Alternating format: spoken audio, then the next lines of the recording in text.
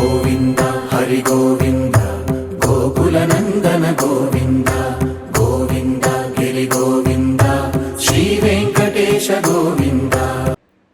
మనం దేవతారాధనలు చేసేటప్పుడు ఇలా పిండి దీపాన్ని వెలిగిస్తాం. ఈ పిండి దీపం అనేది పూర్తిగా వరి పిండిని మాత్రమే ఉపయోగించాలండి. ఇంక ఎప్పుడైనా ఈ మధ్యకాలంలో మనం చూస్తున్నాం కొన్ని పిండిలు కలిపి దీపాలు వెలిగించమని. అలా అవసరం లేదు. జ్యోతి స్వరూపంలో చేసే పూజలన్నింటికీ కూడా వరి పిండితో కూడిన ఇలా పిండి దీపాన్ని మాత్రమే మనం వినియోగించాలి. రెండవది ఏంటంటే, ఈ పిండి దీపంలో పసుపు కలుపుతారు.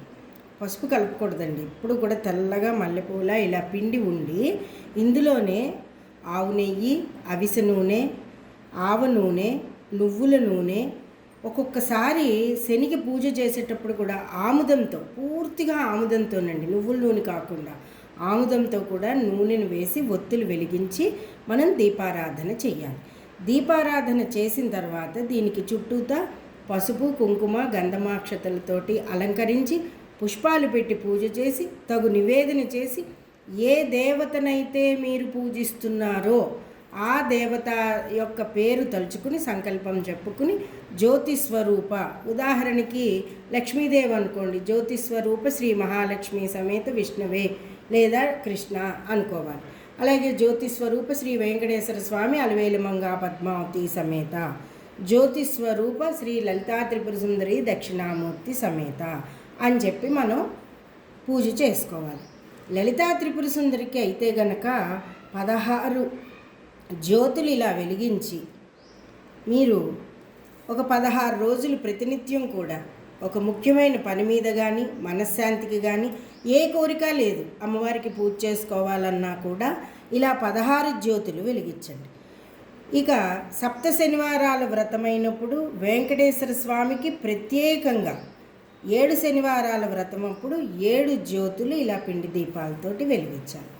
అదే వెంకటేశ్వర స్వామికి మాత్రమే మనం పూజ చేసుకుంటున్నాము అన్నప్పుడు ఒక పెద్దది దీంతో కొంచెం ఇలా పెద్దగా పిండి తీసుకుని పెద్ద జ్యోతిని చేసుకుని జ్యోతి స్వరూప శ్రీ వెంకటేశ్వర స్వామి అలవేలుమంగా పద్మావతి సమేత అని చెప్పి చెప్పుకోవాలి. అదే కార్తవీర్యార్జునుడికి అయితే గనక 5 దీపాలు సరిపోతాయండి. ఒక పెద్దది ఇలా కుంది దీనితో తయారు చేసుకుని దీంట్లో 5 ఒత్తులు కానీ 7 ఒత్తులు కానీ 16 ఒత్తులు కానీ 21 కానీ 32 కానీ వేసి కార్తవీర్యార్జునుడికి నష్టపోయిన ద్రవ్యం తిరిగి తెప్పించుకోవడానికి ఇలా 40 రోజుల పాటు చేయాలి.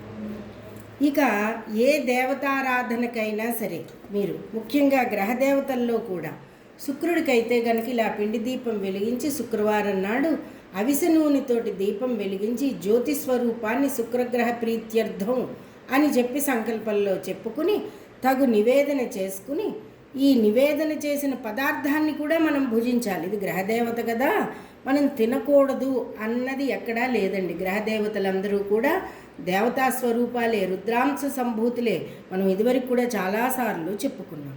ఇలాగా ఒక్కొక్క దేవతారాధనలో మనకి ఇలా పిండి దీపానికి ప్రత్యేకత ఉంది. పరమేశ్వరారాధనకై సోమవారం నాడు సాయంత్రం ప్రదోష సమయంలో కూడా జ్యోతి స్వరూపంలో పార్వతీ పరమేశ్వరులను గనక పూజించినట్లయితే ఇది చాలా విశేషంగా ఉంటుంది. అంచేత ప్రతినిత్యం ప్రమిదలు, వెండి కుందులు ఎన్నున్నా కూడానండి ఇలా జ్యోతి స్వరూపంలో పిండి దీపంలో వారానికి ఒక్కసారైనా సరే, ముఖ్యంగా కలియుగ ప్రత్యక్ష దైవము అయినటువంటి వెంకటేశ్వర స్వామికి మాత్రం చేసినట్లయితే ఇది చాలా విశేషం.